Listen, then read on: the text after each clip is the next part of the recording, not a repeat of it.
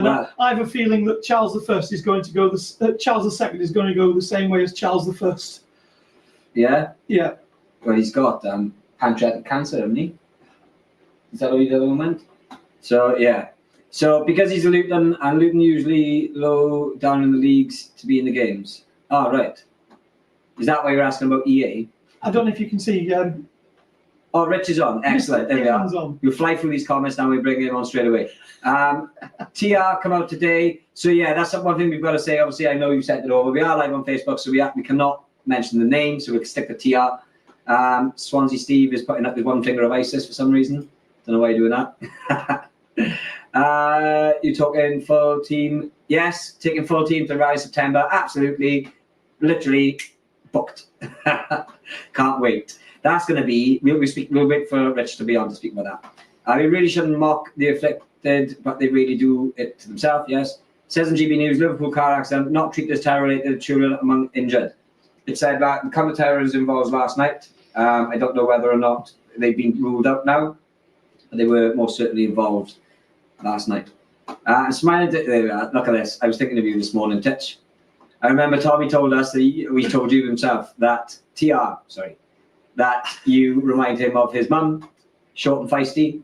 I'm smiling from ear to ear this morning, woke up to great news, and I'm sure that most of the UK is saddened by yesterday. It's so great to see a certain guy back in our lives. And Vids, this morning, he's back. Guess who's back? TR's back. Yes, he's back. I'm not going to carry on with that one, because I start singing this episode, so I won't do that. But I'm loving how happy everyone's been. You know, simple post out this morning, breaking news, TR's free.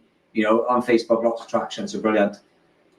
Afterwards, guys. And what was those statistics that, because Nigel Farage held a press conference and TR held a press conference? Yeah, well, I put it out and it was something like, I don't want to guess, I'll get the actual numbers. Fingers of that last thing that I posted. So, there. So, TR, 790,000, 1.3 million. Nigel Farage, 53,000 with 41,000. And all the world's press there. And all the world's press there. And they still can't beat it. Absolutely right. Absolutely right. So, there we are. So, how's that? All right, okay, that's not you. Right, okay, I get it. Wildwood Reeds, hello there, hope you're doing well. Lots of people coming on? Ah, okay, I see. So Rich's YouTube people are on as well. That's good, isn't it? Hey, I can see Rich is celebrating in the background. Let's not waste any more time. I can see he's got a nice purple light as well matching us. So let's waste some time. Bring in Richard in, man. Richard, how are you? Wait, listen, can I show you something before we start? If this works, just bear with me 2 seconds. Hang on. Now, this is for next month. Look what we've got here. He's right? got to plug himself in. What about that? No, that's for next month. Let me see. Can you hear me? Have you got me on the? Have you got sound? Why aren't you guys getting sound on me? No, can you hear me? Let me. Oh, boys, hold on. Let me have that sound. Let me just. It's still nothing coming through. Oh, it might. Is it coming through? Can you guys hear Richard? Because it could be that we've got a problem with our sound because we've changed it all over. Let me have a look. Let us know if you guys can hear Richard, please. Can you hear us, Rich? If you give it. Yeah, I can hear you. Yeah, I can hear you guys loud and clear. I can hear you guys loud and clear. We need our Philip guy. Yeah, it's us. Let's have a look. It's us. It's us. Is it something your end? Yeah. To come through the speakers then. Otherwise, we got a problem. What if I take my ear?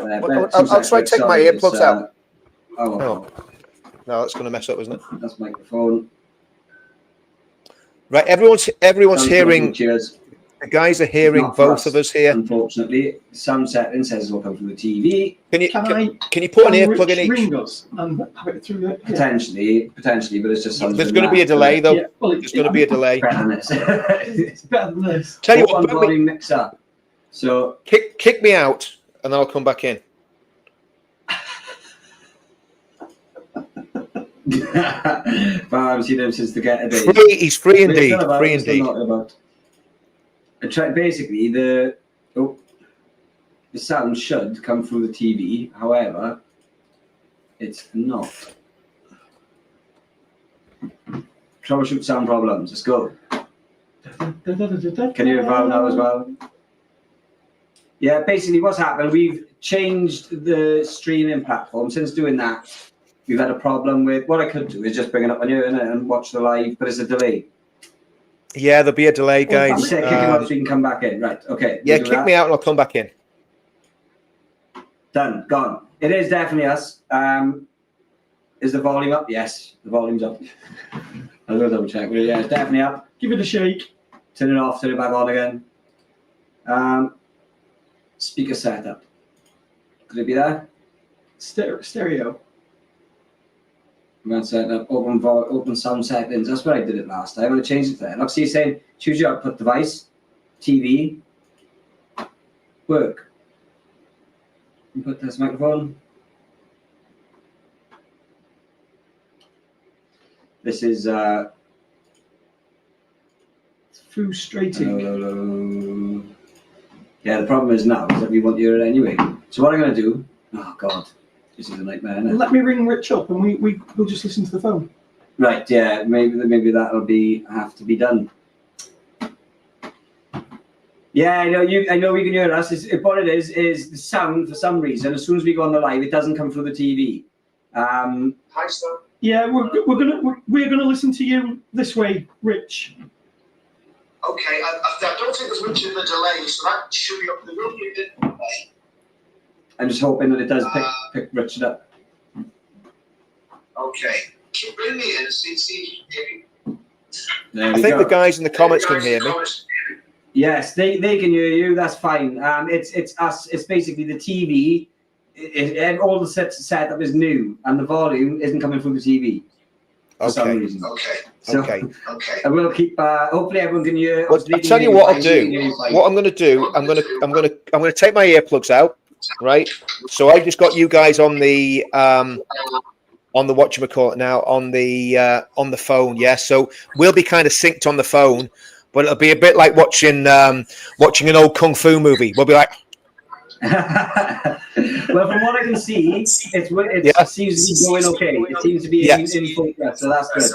It seems we seem pretty much in sync. So let's hope this will work. Guys, if you're watching this, let us know that you guys can hear both of us talking. We've got comms with each other, so just let us know it's all good in the comments. I can't see the comments because I ain't got my glasses on because I'm too vain, but I'll put them on now. Yeah, looks like everybody can hear us, guys. Well, what a day! What a day! Well, what do you think? Because you've obviously been, very close to TR for a very long time, and you've seen him go in and out of these situations. What was the difference today? I noticed a difference today when he came out. What did you notice? Well, I mean, look, again, I'm very, like I said to Stan earlier, we've got to be very careful not to get involved in idolatry here for obvious reasons. But the reality is, he came out there and there was something prophetic about him. I mean, it was like, he looked like an Old Testament prophet. I was thinking, is that Elijah? Is it Moses? I mean, he's been down at the depths and he's been up to the top of the mountain. And did you notice he was wearing a cross? He spent 40 days in the wilderness. Yeah, and more than 40 days, but did you notice he was wearing a cross when he came out? And the other thing I noticed, he didn't swear once in the whole of his monologue. Not one. And we all know Tommy can swear like a drunken sailor. Let's get it right. But not once in that. So I think there was something very, to me, there was something statesmanlike about him when he came out. Yeah, there was something statesmanlike about him. That's what I got. I mean, that's how I felt. And there was a real gravity about what he was saying. And I was impressed. I was very impressed with what I saw and what I heard. Yeah, and actually, I think that the state has actually made a very, very big miscalculation on several fronts, actually, Rich. Because when he came out, he was like a fighter. The 5th of June is round 1. And then September, round 2. Yep, absolutely. And I mean, there's a lot of other stuff. Obviously, he's got a lot of other stuff going on. You know, and I was glad. I mean, I think one of the. I'm not going to say obviously because you're on fascist, but so I'm not going to basically. I'm not going to say too much. But he mentioned a series of films that we made. Let's just say ROB. That says everything that we need to know about what I'm talking about there. Those films. Yes. Exactly. The grapes. Yeah, the grapes. Yeah, it's all to do with the grapes. You know, there's too many grapes going on. But in all seriousness, those films are iconic. I've seen people try to do them. GB News tried to do one with Charlie Peters, Pound Shop Tommy Robinson, in my opinion.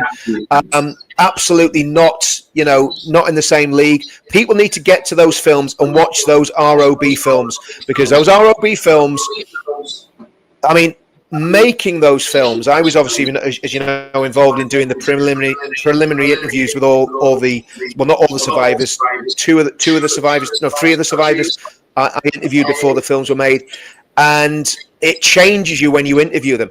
And everything that I went through on those interviews is what Tommy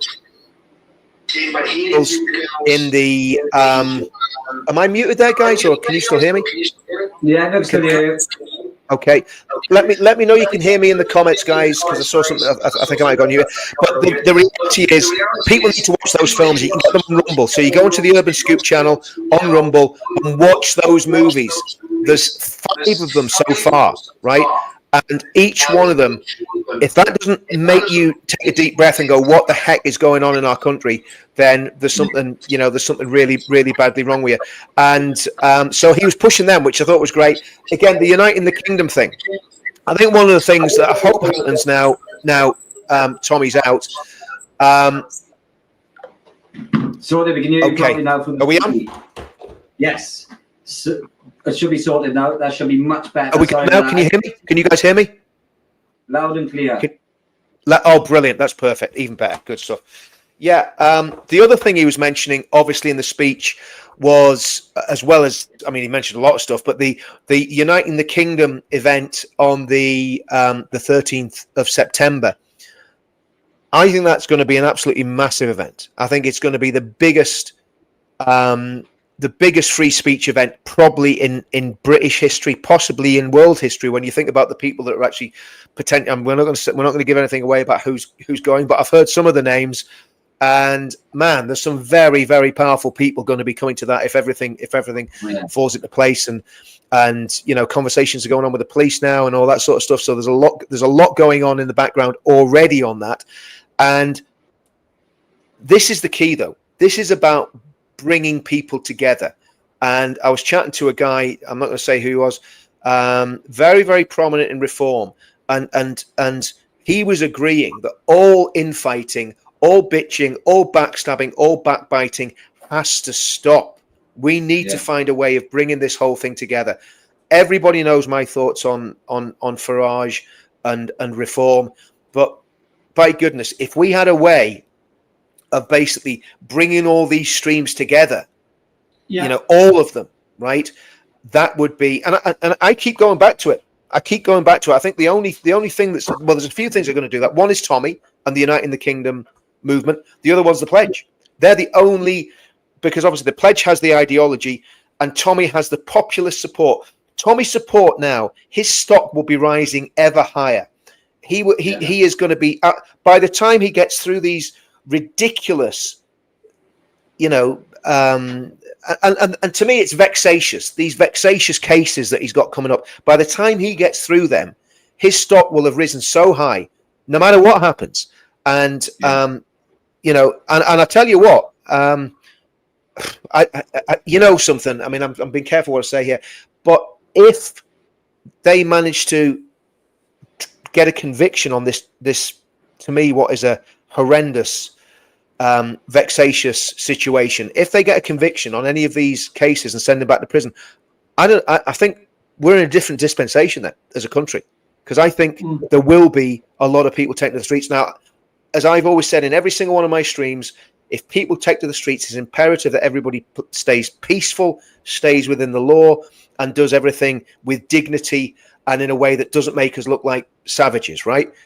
But the anger in the country among the British working class of all races will be absolutely palpable. So I think that's one thing I'm very concerned about, that he's free now, and my concern is that he stays free. And I think what we've got to do as a movement is make sure that if the worst thing happens, that we are ready to peacefully, legally and legitimately take to the streets in such numbers that the state go, oh, maybe we've made a mistake here. Because at the minute, we don't have a political voice, right? We do not have a political voice. Reform are storming away in the polls, and again, that creates a problem for our movement, because how do we fit into that? Because we're excluded. Let's get it right. We're excluded from the Reform Party. We haven't excluded ourselves. They've excluded us. And that's one thing that people have got to realise. It's all right, Richard Tice calling us that lot, and Farage being all sniffy about Tommy and insulting Tommy. But the reality is, what he's doing by going after what he calls the centre ground, he's completely neglecting his base. And to me, there has to be some way that all of these pieces of the jigsaw come together. Because if they don't, okay, let's say Reform win the next election and they have a 10-seat majority. That's not enough to do radical change in the country. They need to have a 200-seat majority to make radical change in the country. And no matter what all the lunatics try and tell us, the only way we're going to make change is through politics. There is no other way. It's politics or revolution. I don't want a revolution. I'm too old. You know what I mean? Well, and Stan, you're too old. The only one that could fight is Dan. Yeah. Well, they'll be signing you up for the Dad's Army, won't they? Like me. I'm up for it. I'm in. If they're going to give me a gun, I'm in. They're going to give me an SLR, no problem. I'm done. I'm in. Where do I sign? As long as I can take it home at night. I want a Jimpy, actually. But you've got more Jimmys than me, Stan. That's why you want a Jimpy. You're right, Rich. The issue is, as far as I'm concerned, that all these parties, UKIP, Reform, everybody else, the Pledge, Tommy's, the lot, they all need to come together, and I don't care where it is, and pick 4 or 5 policies that they can unite around. And then, and just like in Poland, where the opposition actually managed to get into power, they don't talk about anything else. So Nigel Farage needs to put his knife away. He needs to shut his mouth, and he needs to, just talk about the things that unite us. And that way, then we will get in. But I think that there comes a point. The greatest threat to freedom, Richard, is not tyranny itself, but the moment good people decide not to do anything. And that's the thing. We've got to do something. And we're exhausting all the legal methods. And there will come a point. And that's why I said, jokingly, yes, but seriously, that Charles II may go the same way as Charles I. He'll be the last king. Charles III. This one's Charles III. Charles III. Yeah. Well, I mean, listen, the Charlies have not a good track record, because Charles II was a reprobate and a profane man. You know what I mean? So, Charles I was sucking up to the King of France and, trying to take us in a religious route that we didn't want to go as a country. And funny enough, Charles III's doing exactly the same, wanting to take us in a religious route that we didn't want to go down.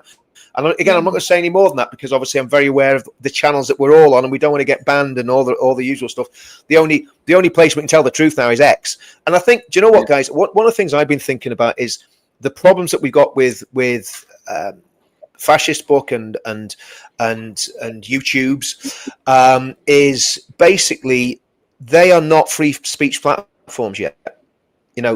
Twitter, you within reason, you can say what you want on Twitter, right? You might end up going to prison for it, but you can say what you want. But YouTube and so there you go. I thought they were kicking it out there.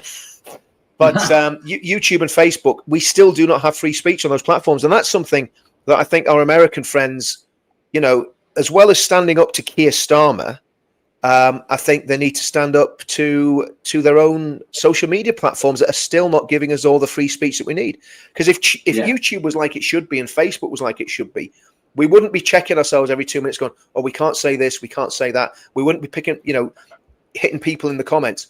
To me, as long as you're not inciting direct violence, you should be able to say anything you want about any religion, about Christianity, about Judaism, about Islam. You should be able to have open debates about all that sort of stuff without people jumping all over you and shutting you down. And that's still happening. And I think that's very worrying. So there's a lot of battles still to win. And I think you're absolutely right, Stan. We do need to find a way of bringing all these streams together. And, it doesn't make me popular in certain circles saying that, because a lot of people think, well, we've got our party, we'll do it on your own. No, you won't. I don't think Reform's got what it takes to do what needs to be done. And listen, as I keep saying, I'm on the NEC of UKIP. UKIP is not in a position to win the next general election, not by a million miles. SDP's the same. Ben and Rupert are doing their thing. There's a few Tory MPs on the right. We need to find a way of bringing every single one of these streams into the river. And what a mighty river it would be. That'd be brilliant to have a campaigner like Tenkoni and Rupert Lowe leading, and Ben Habib and Nigel Farage and TR.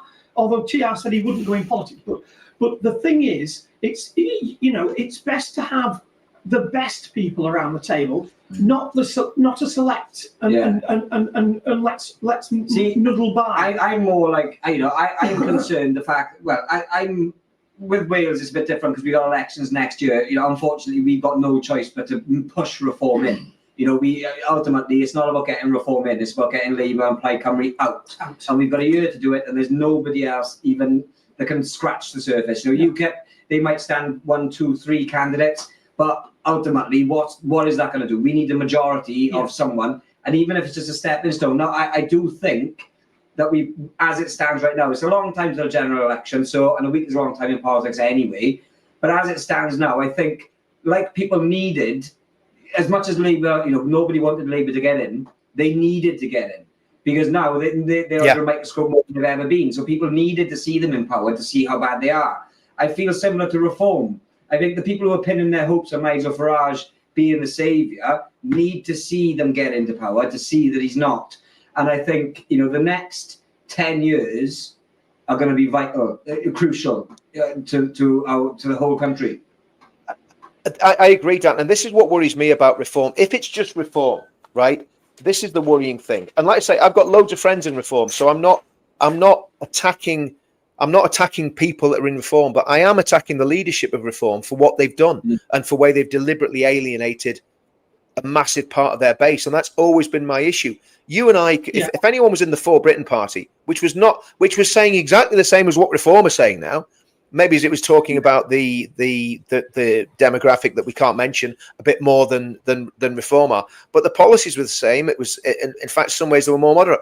And if you've been in that party, you can't join Reform, which is ridiculous, And so I think in terms of the issue with Reform and what happens at the next general election, if they get this wrong, if they win the next election and they get this wrong, then the country is ruined, and that's a massive responsibility that rests on their shoulders. But the problem I have is, I wonder, will the egotism of Mohammed Zia Yusuf, Farage and Tice just go, well, we're going to win the election and we don't care what you plebs think. Who are you people? We're all very successful businessmen and this, that and the other, and we don't really care what you guys think.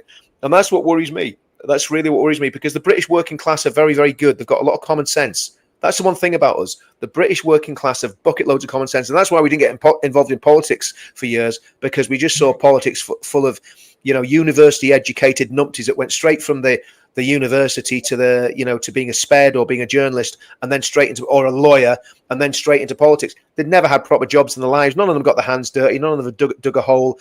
None of them have laid a brick.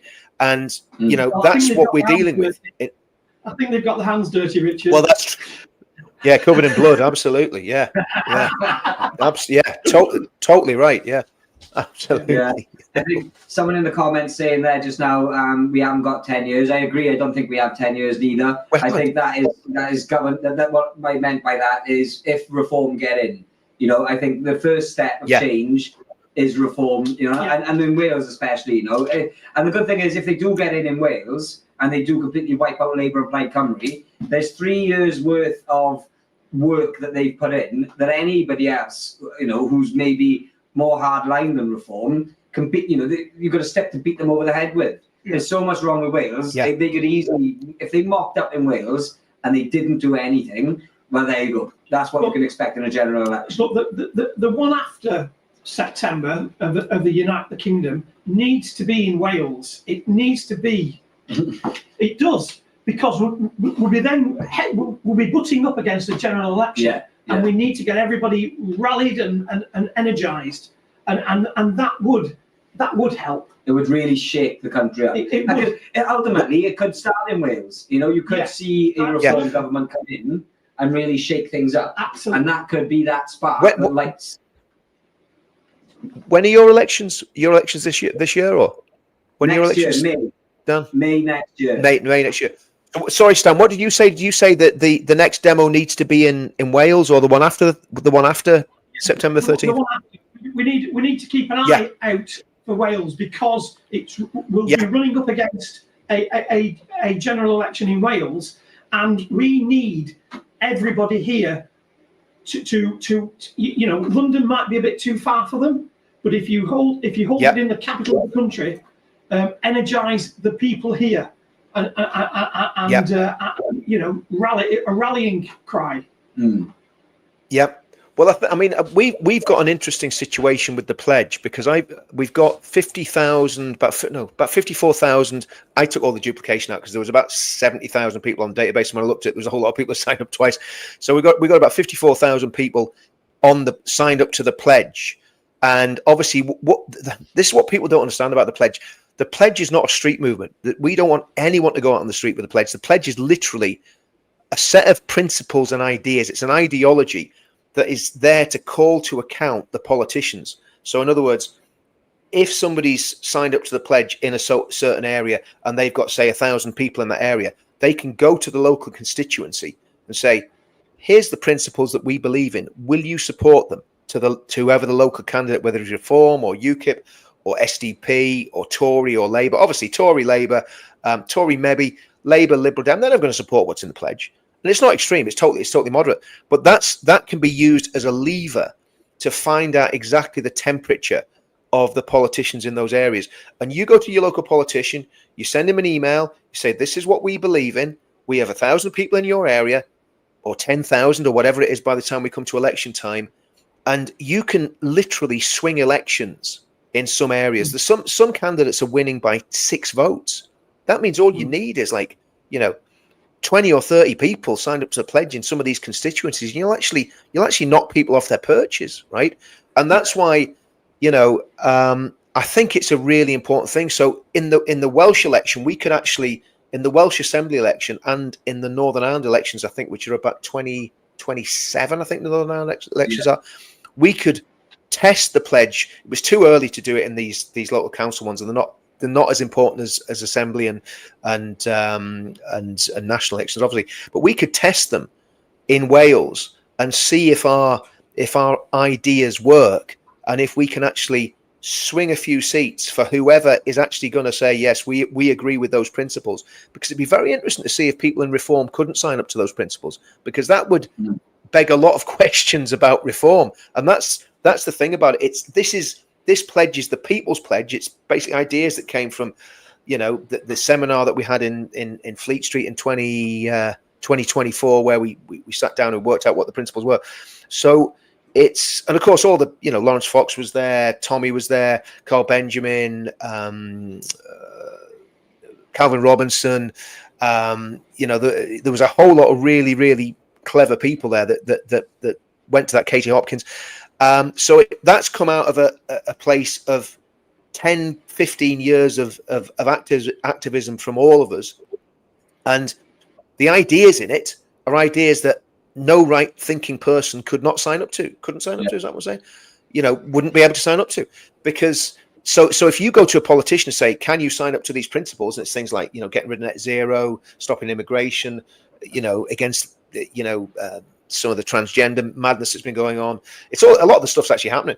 So all of those things, every single politician should be able to sign up to. And if they don't, then that they were wrong. So straight away you can say, oh, there we go. This guy's not the candidate for us. We're all going to vote UKIP, and then you end up with a UKIP candidate win. You know, so that's what's at stake here. And I think if we're really smart and we really box clever with this, and I love street demos and I love getting on the streets, and you know, I think this one in September, everybody should go to it.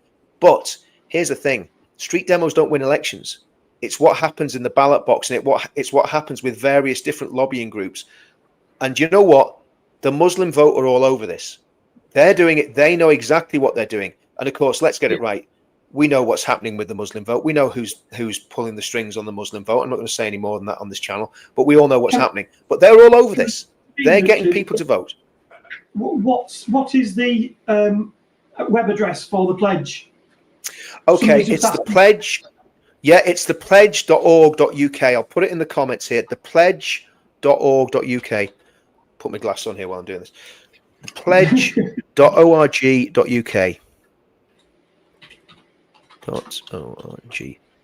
And here's the thing. I mean, what I always say to people: go and have a look at it. If you don't like it, just tell us you don't like it. I mean, we're not going to change it, but at least have a look at it and see what you think of the principles. Because I don't know anyone in the right mind that couldn't look at that thing and go, "There you go." It's in the comments there. If you want to flash that on the screen, Dan, I've just dropped it in the comments there. Yeah, I'll pop it in now. Oh, you got the, yeah, there you go. Got the site, the pledge.org.uk, and it's very. It takes 2 minutes to sign up, you know. And if you even just look at those first 5 principles, look, if you just pause it there. Our pledge is to stand for freedom, equality under the law, real democracy and family, build a peaceful, prosperous and patriotic society, reclaim our nation's identity, its Christian traditions, culture and values, give courage and hope to the British people, resist tyranny. Who couldn't agree with that? I mean, you know. It's what we all believe. It's what we all believe, you know. Yeah. So that's that. I mean, that's. I'm going to be pushing this like mad because I think it will know after the next election if it's got any value. But even if it was a very tight election and we managed to get 10 MPs that had signed up to the pledge that wouldn't have got voted in, then that in itself, in a hung parliament, if that's the situation that we're in, would be a massive win. Because like you said, Dan, in 4 years time, we don't know what's going to be going on. We don't know how much oppression we're going to be under with the Stasi regime. You know, I think we're going to, especially with the preferred demographic hate law that's going to come in, and everyone knows what I'm talking about, because again, I'm very aware of not losing people's channels here. But if that law comes in that's been talked about in Parliament, you know, in the last term or whatever they call it, basically our freedom of speech is going to be absolutely hamstrung. And we're going to find it very, very difficult even having conversations like this. So there's a lot to play for. Already. Pardon? There's somebody already been charged under that law. Yeah. Yes. 2 people, as far as I know. 2 people. One in Manchester, one in London. Yeah. And you know, this is how, and we can't. And the fact that we're sitting on a live stream now, right? And we can't mention the Brotherhood. We can't mention certain religious denominations because it's so incendiary and this is where the social media companies have absolutely failed and have been complete cowards, because for whatever reason they have chosen to back fascism, to back religious fascism, to back the real far right. You know, people talk about the far right. There's nothing more far right than chopping people's hands off for stealing, killing people that leave the religion, and stoning adulterers and adulteresses. There's nothing more far right than that. And that's all we need to say to know what I'm talking about. And that's what governments across the world are signing up to, and that's what these social media giants have cowered to. And that the social media giants, they are part of the problem, without a shadow of a doubt. They're part of the problem. Yeah. And it's quite strange, isn't it? Because, you know, when we saw Trump and his inauguration, you saw all the social media giants there in that room, you know, Mark Zuckerberg behind him. And I thought things might be on the change, because we know what these people are like. They go to where the popularity is. That's all they care about. They don't care about right and wrong. They care about how we're going to be, as popular as we can be. So, and then all of a sudden we lost our page, our Facebook page, because we were sharing videos with Tommy. So, it is sad, that we are here. And I think, if it wasn't for X, Tommy, when he came out today, the massive thanks, and we were discussing it just before we came on, how powerful X has been and how important of a role Elon Musk has had in this whole situation. He's made it unignorable, so to say. And then when you think, when Tommy was in court, he was asked then to take the video down, and he said no. If he had, it may not have even got the attention of Elon, because it was a few months into the sentence where it was picked up. And now all of a sudden, grooming gangs are being discussed in Parliament. Yeah. You've got, inquiries being discussed. You've got his, free speech. Trump sending over, a load of people to see what's going on with free speech in the UK. So, what Tommy has achieved for that 7-month stint is huge, massive, and absolutely massive. Massive smile on his face. Absolutely massive, and and I think we can all be proud to call him a friend, because the reality is he has literally took one for the whole country. And I keep saying this on my lives. There was a Church of England vicar visited Tommy in prison in 2013, and he said to him, "Son, you're going to be a sacrificial lamb for this nation." Can you imagine a vicar saying that to you? You're sitting in prison and someone says you're going to be a sacrificial lamb for the nation. But of course, Tommy being Tommy, he's took that and he's gone, okay, I can do that.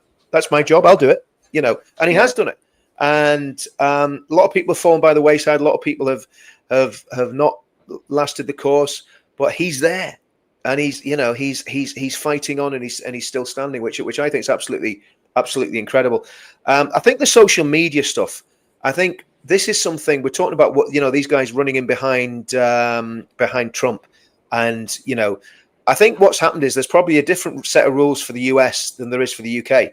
So what they're probably doing is bowing to the disgraceful, vexatious internet harms legislation that was passed by a Conservative government. Let's just remember this. Anyone that's thinking about voting Tory, let's remember Nadine Dorris, the sugary blonde bombshell Nadine Dorris, passed the most draconian legislation that's probably ever gone through British Parliament since the Second World War, basically silencing. Is another one. Dominic Greaves is another one. They're not Tories. Oh, dreadful. He's put his name to this bill. Yeah, I know. He is one of the authors, as far as I remember. He is one of the authors of the all-party group on iphobia, right? The all-party group on iphobia. He is one of the members, and they're all signed up to it. They all think it's, I think they actually would prefer to have that than Christianity. I think that's the issue. And this is another point that's really, again, I've had a lot of problems this year, and I can safely say, if it wasn't for my faith, I don't think I'd be here. And I mean that genuinely, sincerely. And I see a turn in the country where a lot of people, I talk a lot about this on my own channels. I talk a lot about Christianity on my own channels. And I always say, listen, I'm the worst example of it, but that's why I need it, because I'm completely wick. I'm completely rubbish. And but the amount of people on my channels that are saying they're going to church, they're reading the Bibles, they're becoming Christians.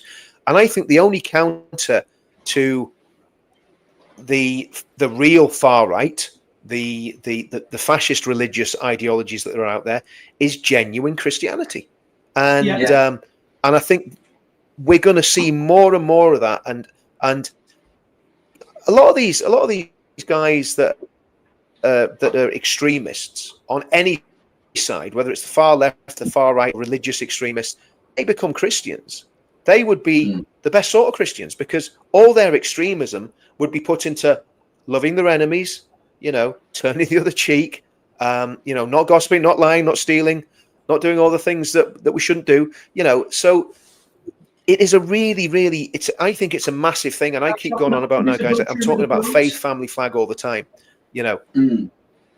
Well, and the thing is, Rich, this is something I was speaking about recently as well. Yeah. And it does start with us, doesn't it? Like, Yeah. a lot of people depend on, you can't go to church, the church has fallen. We can't, they go to school, they don't know about Christianity. But we ultimately, as parents, we're the person who should be giving this information to our children. Now, Stan, you're the godfather to my daughter, and he bought my daughter this a little while ago. My first ever Bible. It's all the good Bible stories. And we've just, literally 2 nights ago, me and her finished it. And, she's looking for the next part. She wants to hear the story, because all the stories are the good stories, but they're very, 5 or 6 pages, is summary. But she's asking more questions and wanting more information. And that's what you do with children, You can teach them stuff, and it's upon us. The burden of it is upon us to give this information to our children, because no bugger else is doing it. We can't rely on anybody else. It starts from us. Nope.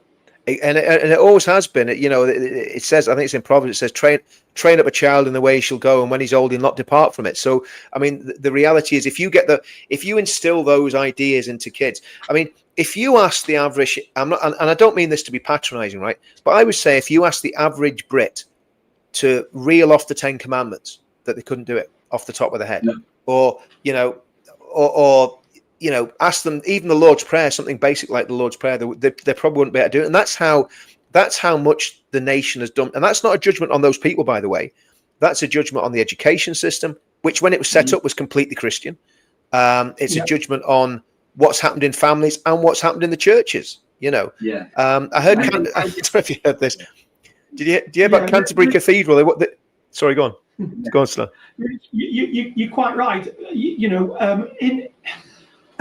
When the British Expeditionary Force were on the dunes in Dunkirk, the King and the Archbishop of Canterbury asked for a national day of prayer, and there was thousands queued outside of churches and cathedrals across the land.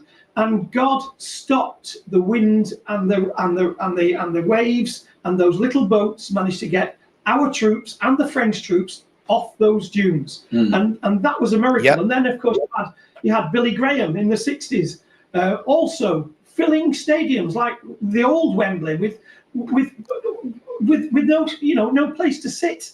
We've lost our way. We have, and I witnessed that point, because it was my generation that saw the change in school. I remember in my junior schools, you'd sit down, have your lunch, you'd say a prayer for what we're about to receive. May the Lord make us truly thankful. We'd say that prayer every single day. We'd start the day with the Lord's Prayer every single day in assembly, and then it just fizzled out.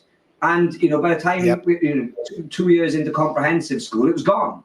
It was just gone. There was people, Jehovah's Witnesses, and where I went to comprehensive school is a heavily Muslim area, so you'd have people excluded from assemblies because of the Lord's Prayer, things like that. So they just scrapped the Lord's Prayer, and that was it. And I see it now. I've been in situations like when I took my children to church. Obviously, my youngest is only 6, but she had no idea about the Lord's Prayer. By 6, it's one of the main things I knew, because we'd said it so much in school. It's most thing we repeated more than anything else. So, and again, the older generation, I've got older children as well, and I bet the people around them, they don't know the Lord's Prayer, whereas when I was younger, everybody knew it without fail. Exactly. And that's, it's a very bad thing, but it's also an opportunity for people to actually say, well, actually, this is worth looking into. This is worth, why was the country successful? Why did Britain end up controlling, what was it, 2/3 of the map was pink, for the British Empire? Why did that happen? Was it through conquest, through violence? Queen Victoria had an African prince came before her, and she said to the guy, he said to her, he says, why is Britain great? And he held a Bible, and she held a Bible in her hand and said, this country is great because of this book. And that's what Queen Victoria said. So how far have we gone from that? If you had that now with Bonnie Prince Charlie or Bonnie King Charlie, he'd probably have a Quran in his hand and say, oh, the country's great because of this book, and that's what we're against. I mean, and the thing is too, Wales like Northern Ireland. A lot of people don't know this about Wales. In 1859 and in 1904 or 5, I believe it was, there was a great revival in Wales. And those little chapels that you see dotted all around the Welsh countryside, they were filled with people coming to Christ, coming to faith in God. And so, all over. Yeah, all over the whole of Wales. 1805. Yeah, roughly. 1905 and 1859. 1859, there was 2 revivals in Wales, one in 1859 and one in 1904, 1905, with a guy called Evan Roberts. And it transformed. Yeah, it transformed everything in Wales. The coal mines, they had real problems in the coal mines because the pit ponies were used to all the miners swearing at them. And so many miners got converted and got their lives changed and stopped swearing that the pit ponies stopped working. It's true. That's true. Google it. It's true. And it's the same with the pubs. Pubs closed. The magistrates and the police basically went out of business. Some of these little Welsh towns, when the revival happened, the police force formed male voice choirs because they'd no work to do, because there was no drunkenness, there was no fighting, there was no mugging, there was no stuff going on. I was going to use the R word. There was none of that going on. So that's the impact it can have. And again, I think that could happen again, and that could be. It was better in the old days. Absolutely. Well, the thing is, obviously, Stan can remember 1905. He was there at the Welsh Revival. What was it like, Stan? I mean, tell us all about it. Eyewitness account. Excellent. And I think. But no, listen. I think there's a lot of hope. There's a lot of hope. Yeah, there we go. Fish has just put it in now. Evan Roberts Revival received the Holy Spirit in Neath, 1890s. So that's in the 1890s. Yep. And it's quite funny actually, because I did have somebody, and I don't think you're watching along at the moment, but Sean, if you are watching, we were having this conversation literally 3 weeks ago. When he was sending me all the literature on this, and he was saying exactly the same thing. That there needs to be another revival, and it's there's something brewing. Feels like something's brewing.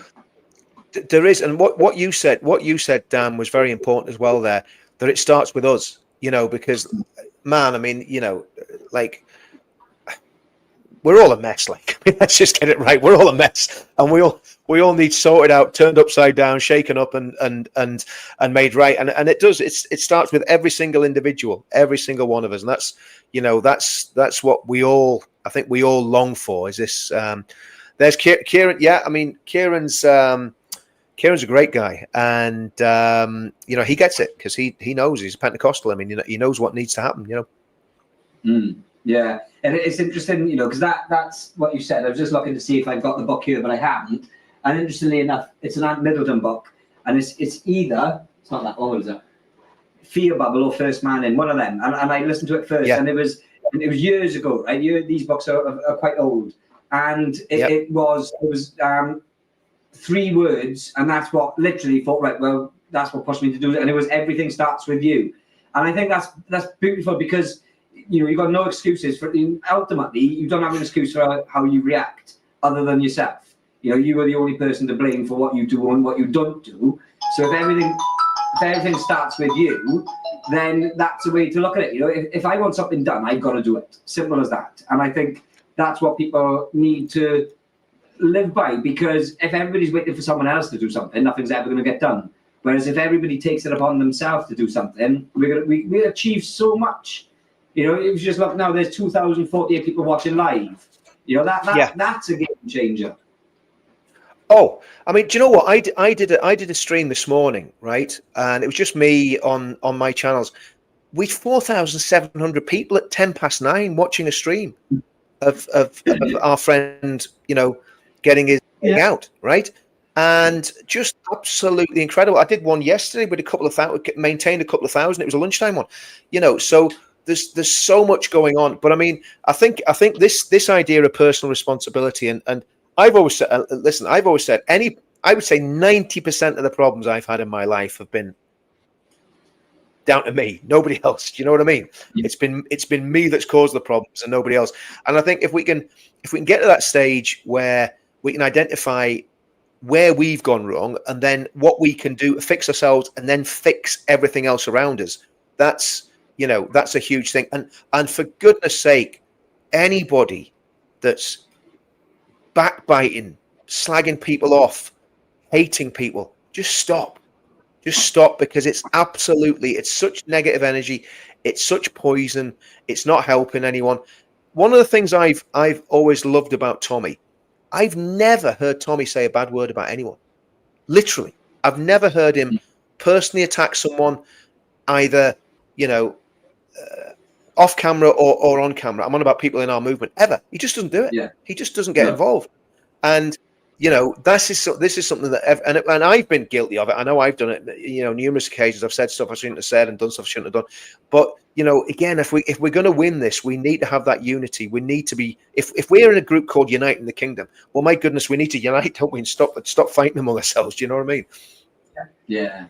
I couldn't agree more. One of the saddest things that I see is when there's big online spats going on, and loads of people are jumping in, and like the left are just sitting there like going laughing their little heads off, whereas there's people on in groups that won't speak to us, the groups, because we're not far right enough. The left are telling us we're too far right, so we're in the middle somewhere going, the far right hate us, the far left hate us. We're just sitting here doing what we do, and it is ultimately just pay no attention to it. We've got a job to do, and we need the blinkers on and focus on what's ahead. The online spats and arguments, it's a really sad thing to see when ultimately we could be agreeing on 9 different things, but that 10th thing is why we hate each other. Yeah. And it's just nonsense. It's ridiculous, and a lot of it's down to, and look, we all have an ego. If we're doing this, if we say we don't have an ego, we're lying. But the reality is that it's down to ego. It's down to people thinking, well, I'm going to do it my way. And the reality is we've got to find ways of working together, and we've got to find ways of bringing people together, because it's not about what we think. It's about what our country needs. And we all have little pieces of the jigsaw. Voice of Wales, I mean, you guys are literally the voice of Wales, because I don't see anybody else coming out of Wales that's doing what you guys are doing. And you've done it completely tirelessly. You've done it with very little income coming in. Like all of us, we've all been shadow banned. We've all had any streams of income that we can get chopped off. So if anyone's watching and you can support these guys and get behind them, do it. Because I'm telling you, I'm serious. But it needs to be done, because I got this because I played it once on Get the violin. Violin. The world's smallest violin. I played it. It's like Gulliver's Travels. It's like Gulliver's Travels, isn't it? It's like Gulliver's Travels, But no, I think there's so much. I think. Sorry, somebody put in the comments: faith, family, flag, and that's exactly it. That's the pledges. That's the pledge. In a nutshell, yes, 3 words. Exactly. Absolutely, 100%, and that's what it's all about. And if we use all the tools, if we use all the tools we've got in this box, we can win it. We can win it. And if we just open to people and reach out to people and say, look, we might not agree on everything, but let's look at what we can agree. I've got loads of friends in Reform, right? Again, everyone knows my problems with Nigel and know why I've got problems with Nigel and the leadership team. But there's loads of rank and file members who agree with everything that we agree with. They support Tommy to the hilt. Obviously, they've got to be careful what they say, because they'll get thrown out of the party or whatever. They'll get well, I'm not going to say it, but they'll get disciplined. But faith, family, flag, 100%. And it's good. I'm really interested to hear what Tommy's going to say when he's he's kind of detoxified from the prison situation. He's basically settled himself down back with his family. It's going to be very, very interesting to see what's happening there and what direction he wants to take things in, because he is going to have an incredible amount of power, and it's about what he does with that power. That's going to be the key, and what direction he tells people to go in, because the direction has to be political. It has to be political. and it has to be done in a way that it's not dividing. So there does need to be this. There needs to be this coming together, and it's going to be. I think we're in some very interesting times, and a lot can happen in 4 years as well. So reform might not be there in 4 years. Let's get it right. Yeah. Reform might completely fall apart and not be there. We don't know. So there's a lot to play for, and I think that's why we've got to keep people together and keep that unity, so that even if reform fall apart and UKIP's the answer, or UKIP falls apart and Ben and Rupert's the answer, we've got to be open to whatever's there. Because even though I'm in UKIP and I'm on the NEC UKIP, at the end of the day, I'm into saving my country.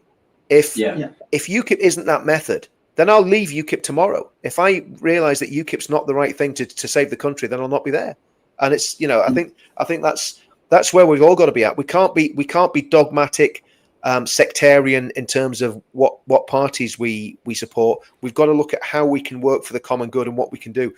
And again, I think it's going to be very interesting what happens in Wales next year, because that's going to be an absolute acid test of where we're where we're at. And if reform's the answer for Wales, then so be it. And ultimately we've got a year, and there's no hope for it's not, even if a fully financed UKIP, the promotion would not get, a year isn't long enough. I think it's a perfect opportunity. Is it 4 years till general election? Something like that. 4 years is a very long time, and like we said earlier on, a week is a long time in politics. So 4 years, literally anything could happen. By then you might have Boris Johnson back in the Conservatives, Nigel Farage giving him a second chance, with Ben Rupert Lowe also joining the Conservatives. We just don't know. I hate to see that happen, because there has been questions around Rupert joining the Conservatives, and I wouldn't like to see that, because they got too many big problems, and he needs to be the big fish. Well, we always knew that the present leader, Badenoch, wasn't going to be the leader for the general election. We knew that, and this period of reflection that she's self-imposed has actually not done them any favours. But to answer a quote or a comment a couple of minutes ago, if I was Tommy, I would have gone straight to the American embassy and claimed diplomatic immunity. Asylum. That would have crossed the desk of Donald Trump. That's what I would have done. I get that, but I think if you know anything about Tommy, he's just going to stand fight. He's going to stand and fight. When we went to see him, go on. No, you know what he's like. He's a brawler, and he ain't going to back down to these people. He's not going to, he's not going to run. He's not going to turn tail. And obviously, listen, if he did, no one would blame him. If he just said, I'm going, and he went to, and he got to the States, who would blame him? But I don't think he will. I think he's going to stay for the fight. Oh no, I never said he'd go to the States, but I would claim I would. When we went to see him, he was, like he was switched on, and you know what he's like. His brain's like that. You could see he's got a lot of time with his thoughts, and that's dangerous for everybody else who are putting him in that position, because he's just sitting there thinking, right, what's happening? And we know what he's got coming up, which he wants to get done now before September, ready for September. So he's straight out today, happy, upbeat, smiling. Haircut. I've seen he's had his haircut now and his beard trim, which is great. But I think he's not going to waste any time, is he? I think what I would do is go home, go away for a month with the family. Just go and just take it out a month off. But I can't see him doing that. I can't see. I think he just wants to get straight back on it and straight back going. So I don't think he'd ever want to leave the country. No. I don't either. I think he's in it for the long. He's in it for the long haul. And again, I mean, it's what we need. We need a leader in the country right now. We need a leader, because and Tommy, when he came out, that speech, that was a Mandela moment to me. That was a Nelson Mandela moment. Do you remember the Long Walk of Freedom? Nelson Mandela coming out of the gates of wherever it was, Ellis. I don't know what it was, but anyway, somewhere in South Africa. But and not that I'm a Nelson Mandela fan, by the way, but the parallels. Terrorist.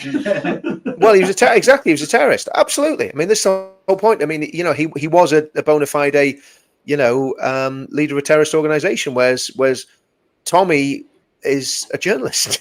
I mean, you know, if you're going to have a comparison, it's more, it's going to be Alexander Solzhenitsyn and yeah, being an honest journalist. Robin Island, that's the one. Such a big crime in well, the UK. It is. It comes to something where a journalist doing his job is much more of a problem than homegrown terrorists that are on the streets. You know, that we're seeing quite often. Exactly. Unbelievable. By the way, what do you think? You didn't hear me saying it. What do you think of my new backdrop? Yeah, nice. I like the light in the it's corner. All right. The light in the corner. Yeah, the light in the corner. Look, what I was showing you earlier on. What I was showing you earlier on, right? So next month is Rainbow Month, right? And I think we've got to, you know, the rainbow was a covenant between God and man. I think we've got to reclaim the rainbow, right? So there we go. So next month is going to be reclaiming the Rainbow Month, right? That's what it's going to be all about. Yeah. There we go. Next month, what we'll do, we'll have a Reclaim the Rainbow Day because diversity is our biggest weakness, and so there you go. Back to normal. I do like little amuses the innocent. I do like the Union flag in the Northern Ireland frame. Marvelous. That was my wife did that. My wife basically that was her handiwork. So she's into all this sort of arty stuff, and she did the bulldog as well. So the British bulldog was a bit of her work as well. So there we go. I've got a British bulldog, and I've got a tattered Union flag that's in distress. Excellent, nice. And I think it's a perfect representation of what you're about. I suppose, isn't it? It is. I'm an ugly dog. Tattered old Brit. Yeah. An ugly dog with a tattered flag. Excellent. I was going to say I'm a neutered dog, but that'd get me into real trouble, wouldn't it? Brilliant. So but see loads coming up. People I know, I'm seeing already loads of people booking. London. All of a sudden, the hotel prices have gone whoop, because that's what happens as soon as Tommy announces something. The hotels are like, right, okay, capitalize, and that's what they do. We've seen that already. It's this is going to be the biggest, isn't it? Every single one that's been so far. It's just got bigger, gone from strength to strength to strength. The message has been stronger than ever. This one, like obviously Tommy mentioned, the people coming from all over the world to speak at this event. This could be the game changer. This could be massive. Sorry, there's a statement just come on, Richard, about the latest with the 53-year-old. He'd taken 20 lines of cocaine. The man has been arrested driving whilst unfit through drugs. Wow. Unbelievable. Unbelievable. And that, I'm going to say something. That's a big problem. That is a big problem. Look, and again, I'm not pointing any fingers, because we've all had issues with addiction and all sorts of different things through our lives, every single one of us. But the cocaine culture among the British people on every corner of this country is insane. I mean, it's and when we look at where it's coming from and who's profiting from it, again, it's the same people that are basically involved in the grooming gangs. It's the same people that are involved in people smuggling and people trafficking. And I think criminality in the UK, especially around the culture of drugs, it's something that, it definitely needs to be addressed. I'm not talking about war on drugs, because obviously that doesn't work. But again, if there's a change in spirituality and morality in the country, that has an effect on all of those things. And that guy's obviously. Was anyone killed in that incident yesterday? Was anyone killed, or was it? I haven't heard of anything yet. There's a few in critical. But it was a few in critical. Very lucky that no one was killed by the shots. From what I saw, and But how many people are dying of that drug? How many people are dying of that drug on a weekly basis? You know, they take it that, you know, 50, I mean, he was a 53-year-old man taking 20 lines of cocaine. I mean, you know, that's a lot of that stuff to put up your nostril. And, you know, how many people are taking loads of that stuff and just dropping dead of heart attacks? And of course, it's never, you know, nobody talks about it, you know. And again, it's the same with all the drug issues, all the. Yeah, it doesn't help because, you know, when you said the cocaine problems we got in the four corners of, I thought you were going to say Westminster, because obviously the problem is the Senedd. Or the Senedd, you know, so because they're all up to it, you know. And we know that we had it very good from very good sources that is happening. And obviously there was reports of the Senedd, where there was cocaine found in you know, every toilet, I think, wasn't it? Every toilet. So and that's these politicians. So it's hard. You know, like, we can't be strong on people taking cocaine when the people in the lawmakers are doing it themselves. You know, it's a nonsense. That's what I'm saying. And it's right the way through every area of society. You know, it's the elites, right the way down to, you know, to kids on the street. It's right the way through it, and it's a big problem. And it's, you know, I mean, it's just another one, isn't it? It's just another issue. But if you think about the amount of people that have committed violent crimes on it, or, you know, have done all sorts of crazy stuff, then, you know, and again, the cost in lives is just phenomenal. So it's a bit of a it's one that we're not going to solve on this stream, but it's worth talking about, isn't it? Because nobody's talking about this anymore. You know, it's just accepted that that's the way it is. You know, and it is funding all sorts of stuff. Yeah. And I think just to bring it back then to the point we was on before the update, this event could be a game changer. It could be the event, the catalyst that creates change. You know, the politicians are paying attention when there's 100,000. The one after that, then 200,000. They were paying attention. They weren't showing they were paying attention. But if there's 1 million on the streets, you know, they haven't got a choice but to pay attention. So, and that's what everybody, you know, no matter what Tommy said to himself, if I can do 7 months in here, you can do a day in London. And that's right. You know, we're probably coming from the furthest to get to London, or one of the furthest. But we'll always obviously make sure that we're there for these events, because they are, even though politics is the answer, that's right. But these movements, these groups of people, the street movements, you know, that's where the awareness is spread. That's where the camaraderie is made. That's where people make friends for life. How many people have you met at the event that went on their own? They met someone there and they're just in touch with them now, like they're friends forever. You know, there'll be hundreds and hundreds. Totally. No, absolutely. And I think, I mean, the other thing is, if the route is the route that I think it's going to be, and again, I'm not going to say too much, but if it's the route I think it's going to be an iconic route as well. It's going to be an absolutely iconic march, which I think would be really, really exciting. So let's hope that it all goes, you know, exactly as planned. And we've done so many of these now that we've got a very, very good relationship with the well, not with all the police, but with some of the police. I mean, I think the police officer that was in charge last time, he doesn't want to be in charge on this one, as far as I'm concerned, because he very nearly created a riot. And if it wasn't for Voice of Wales broadcasting him all over live to the nation, you know, he may not have changed his tune as quickly as he did. So well done with that one, Dan. I mean, you know, you had the. Yeah. I'm not sure whether you were there. Was it you there? Were you there, Dan? When we had that issue with that copper? Yeah, you and Steph. Okay. Yeah. Now he was in Morocco. He was in Morocco, and just right too.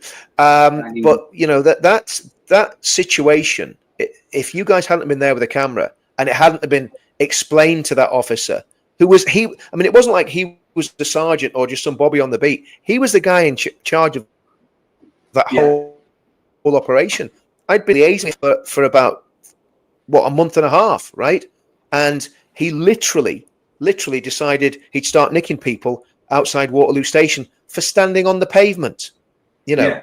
And if we hadn't put a camera under his nose and said, okay, you want to do this, son, you're broadcasting to 20,000 people live now and another 20,000 from that camera. You arrest those people as a riot. I'm not going to lose my job, but you're going to lose your job. you know, and lo and behold, a minute later, he changed his mind. Funny that, isn't it? Very strange, yeah. And that, it just goes to show, doesn't it, the power of the people with the cameras. And I think, you know, what I remember the court case not so long ago. It was on St. George's Day, and it was not St. George's Day just gone, the one before, and it was when Tommy won the court case, and there were certain things read out in court about citizen journalists and the rights that you have, and the police should afford you these rights as citizen journalists. And I think a lot changed then, and it just shows the importance, doesn't it, of, you know, everybody is now, they got a phone in their hand, they got access to social media. Like Maya Tuzi said, we are the media now. People don't watch the BBC or anything anymore. People tune into X, YouTube, Rumble, things like that. That's the media these days. And I think when you see things like that, you confronting that police officer, who, you know, rightfully to do so, because he would have caused problems, and highlighting the fact that you're being streamed now to 20,000 people. You know, everything you say may be used against you. But, you know, absolutely. Yeah. It's like a reverse arrest, isn't it? You know. But the reality is that if the thing is, Dan, if he'd have done what he wanted to do, if he'd have started nicking people, then there would have been a riot.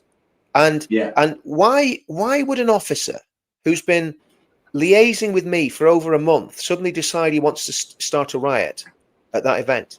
You know, why would you do that? So there's big questions there. And again, you know, I think it's imperative that man is not anywhere near the next event, because I think if he's done it once, he could do it again. And you know, again, it was just purely, we were there at the right place at the right time, Dan. You were there with a camera. I saw what he was doing. We intervened and we stopped. You know, and these were just football lads. They were just football lads, just standing on the court. They weren't doing anything wrong. They weren't being rowdy. And you know yourself, you steam into a whole lot of football lads, one of them's going to react. And then if you know, and the next thing you know, you got 1,000 people brawling in the street with the police. And that's how close it came. We were 30 seconds away, from that turning into something very, very, very, very problematic. And of course, it would have totally fitted the mainstream media's narrative. Correct. And guess what? I bet you Sky News had a camera pop, lying about somewhere there to basically to film everything. So yeah, I mean, I think the 13th, the speakers. I mean, some of those speakers that are going to be coming, man. I mean, you're talking Rolls Royce. Again, I'm not going to say too much. American, that you can't really get much higher up the food chain. You know, it is absolutely huge. Elon. Oh, did I say Elon? Yeah. Look, Rich. Look, I'm only joking. We're obviously, nice one for jumping on. I'm glad, we can share, this day of celebration with you, because like seeing social media this morning, watching X, and just seeing every single post was, welcome home. Welcome home. Good to see you. Everything. There's so much positivity this morning buzzing around on X, and long may it continue. Yeah, totally. So thanks for having me on, guys. Again, it's always a pleasure. We always have a laugh. You guys are the good guys, and I've always supported you from day one. So keep doing what you're doing, lads. It's brilliant. And Stan, are you back for good now, mate? What's happening? Are you done with Morocco, or are you going to go on your travels again? Yes, he's back for good. What's no more holiday forms are going to be authorised. 3 months, he said. He was gone shackle for 6. Yeah. You need to get him on a chain. Get him on a tag. Get an ankle tag on him. As soon as you said that, his eyes lit up. He likes that kind of thing. So nice one for jumping on. We're going to be on with you as well tonight, aren't we?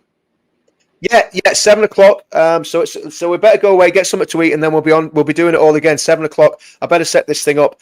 Let's do it at 7, and we'll only do an hour or something, and but there's a lot to talk about, because obviously there'll be people that won't have seen this that we can get tonight. So it's been a great day, really, really impressive day. And again, let's just hope that he stays safe and he stays free, and that's for everybody else as well. See you all soon. All right, guys, take it easy. Thanks a lot for jumping on. See you soon. See you. Cheers. Thank you. Excellent. Yeah, Rich, you know, it was really great to have Rich on because, you know, anybody that has followed the movement for long enough will know the effort that, you know, he puts in at the events. Just having to deal with the police on its own is a bloody nightmare. Yeah. You can only imagine how difficult that is. And it's not just the police. Dealing with South Wales police is hard enough. Dealing with the Met and talking about road closures for London Central, you know, it's not going to be the easiest discussions, is it? So, you know, hats off to us. It was great to have him on. I want to fly through some of these questions really quickly. When and where is the next event in Wales? So the next event in Wales is the 26th of July. It's another great panel show that we've got coming up for you. It's in the Welsh Valleys again, so really beautiful and scenic. And anybody who wants to come down is more than welcome to come down. It's a free event. We do have, you know, there's going to be like raffles and things like that. Obviously, with the people coming down, we want to put on the event. We always try and do the event sort of thing, you know, either at really low price, £3 a ticket, or free with raffles and options to donate and things like that. You can also do that. I'll put the link in the comments again. And as it's a charitable sort of type event, you can always take one of the great unwashed home. Yeah. I'll just bring some soap. Take them home, give them a bath, bring them back, job done. So, yeah, something else we need to be mindful of now, the software that we've got does clips. So you'll put a clip of this whole interview and then it'll chop it up into those little bits as like AI clips, but only when it's under 2 hours. So we've only got 5 minutes left and then we'll have to wrap it up anyway. But if anybody does have any questions in the meantime, pop a question mark or Q in front of the question and we'll read it out. But what was it, Stan, that we was to add before we went? I'm going to dump it on you. I don't know. But I can't tell Jonathan, I'm not ignoring you. Where? He said something about...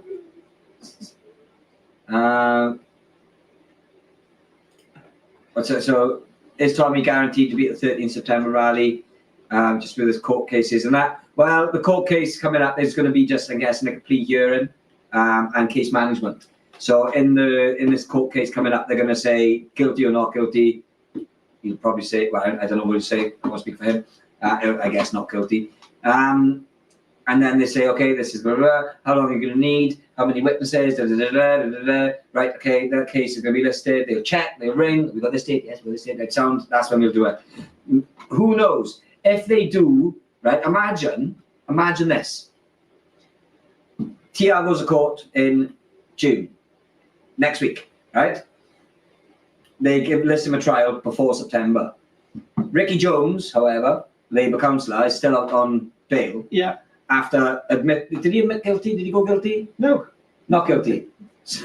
Right? So it'll be the same sort of thing, not guilty. And now they're not going to be able to do it, are they? They simply cannot push Tommy's trial forward and make sure it's done within the quickest amount of time. Meanwhile, this guy inciting murder. They probably have a special court starting on the 13th of September just for him. Well, yeah. So obviously that can't be allowed to happen. So I would imagine with the way courts are, Dancy Antonio. Oh God. With the way the courts are, I can't see them rushing through to that. Yeah. So how it would go is that's not a Steph. That's not a. That is actually Felix. Felix's wife. We know this lady. That's not it. How it will go, he will probably plead not guilty because he said... Because he's not guilty. Because already he's looking forward to a jury trial. This is the first ever jury trial.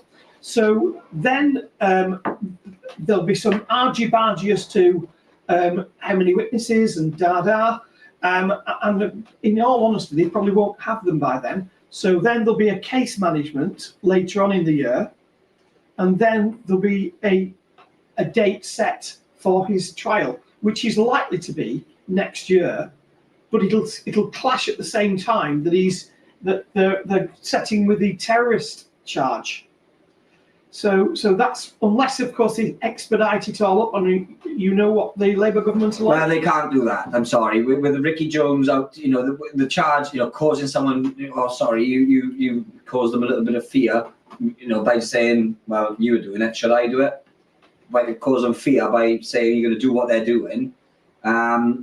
when you got Ricky Jones, Labour councillor, he is Labour, Labour councillor, incitement to murder, not expedited. I think they're gonna have a really difficult battle to even do that. To be honest, I think they have to let him have his day. They do, don't they? I think that's the problem with these people, is that they don't even know when to stop, do they? Yeah. There we are. Is there anything else to add, Stanley? No, that's it. That's it. I'm not available Thursday. My arm's down below my shoulder. I'm not available Thursday, so we're not going to be live on Thursday, unfortunately, unless you were here to set it all up and someone could come and do it. I could probably come and, well, I don't know, maybe I could.